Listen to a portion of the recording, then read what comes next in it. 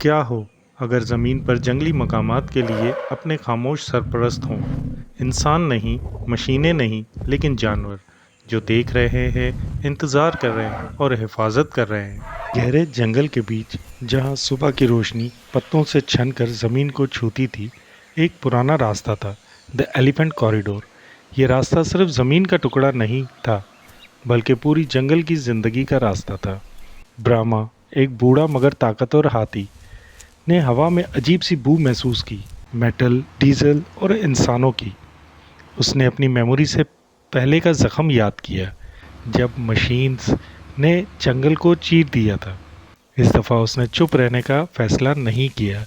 ब्रह्मा ने अपनी पूरी हर्ट को बुलाया और अपने जिस्म से रास्ता ब्लॉक कर दिया। बड़े हाथी सीधे खड़े हो गए, जैसे जिंदा दीवार। ऊपर आसमान में एरो फैल्कन तेज नज़रों से ह्यूमन व्हीकल्स की मूवमेंट ट्रैक कर रहा था। जैसे ही लोग अल्टरनेट रास्ता ढूंढने लगे, एरो ने तेज चीख मारी। ये सिग्नल था। बंदरों ने tree to tree warning calls spread कर दी।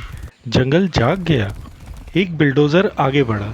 सिर्फ कुछ कदम दूर हाथी ने एक जोरदार ट्रम्पेट कॉल दी। जमीन कांप उठी, इंसान रुक गए।